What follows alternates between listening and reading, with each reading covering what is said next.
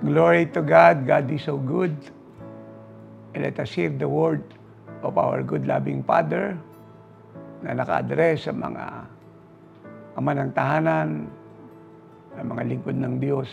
In the book of Genesis chapter 2 verse 7 we read, "And the Lord God formed man of the dust of the ground and breathed into his nostril the breath of life, and man became a living being."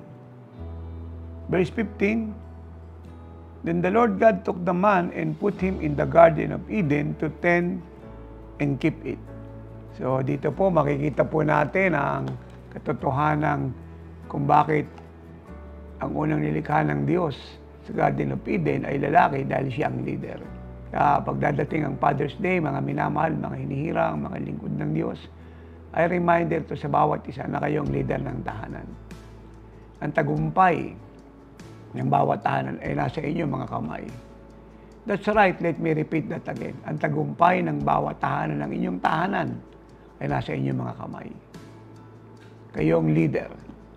At ang inyong leadership model ay nakapattern sa buhay ng Panginoong Jesucristo na siyang ulo ng iglesia, savior ng lahat ng tao, kreator ng langit at lupa.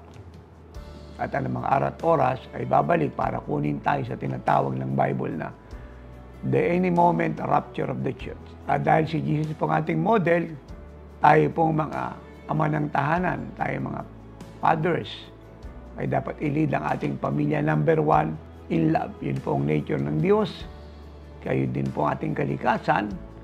At tayo po iwini niya sa pamamagitan ng pag-ibig. Kaya i-lead natin ang ating pamilya sa pamamagitan ng pag-ibig. Lang makita sa atin ang bunga ng Espiritu Santo in Galatians 5:20-23 at ang iba pang katangian ng pag-ibig na nasa 1 Corinthians 13:4-8 at ang sabi ng verse 8, pag tayo po ay nag-lead sa pamamagitan ng pag-ibig, we will never fail. Ikalawa, we lead by example. Kung ano po ehemplo ng Panginoon sa lahat ng bagay according to 1 Peter 2:21-24, ayun din po ang atin pong ehemplo sa ating pamilya. Ikatatlo, tayo pong provider. Kailangan mag-provide tayo sa ating sambayanan. Kailangan tayo po ay masipag, honest, righteous, sincere, trustworthy, faithful, competent. Kailangan tayo po ay humble. Kung anong katangian ng Panginoon, siyang makita sa atin. God, our Father, is our provider.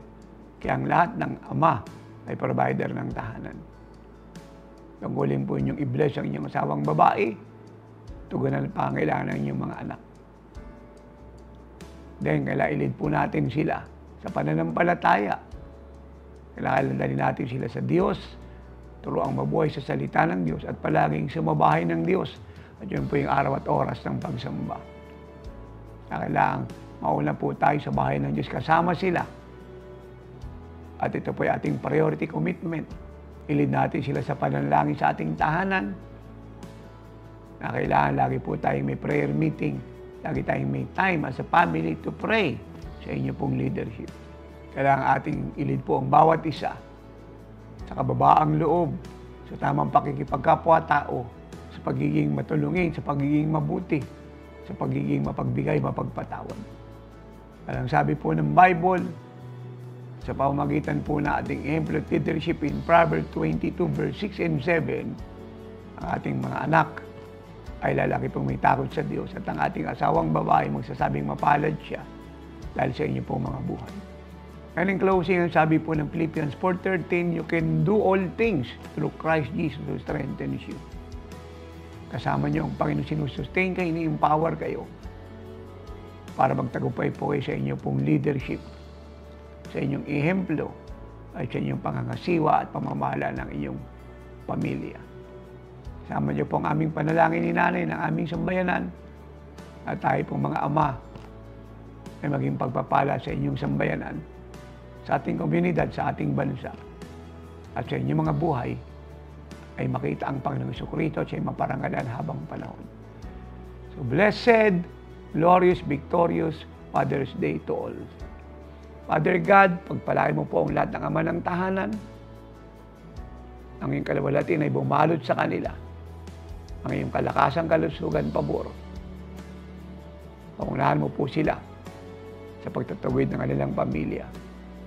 At saan man sila pumunta, ay mauna ka. Sa nilang paghayo, ay sumama ka. So dahil ang Diyos ay sumasa inyo, ang aming mga panalangin at pag-aayunan ng buong ministry ay sumasa inyo. Kaya tayo mga ama, mga lingkod ng Diyos ay magtatagumpay.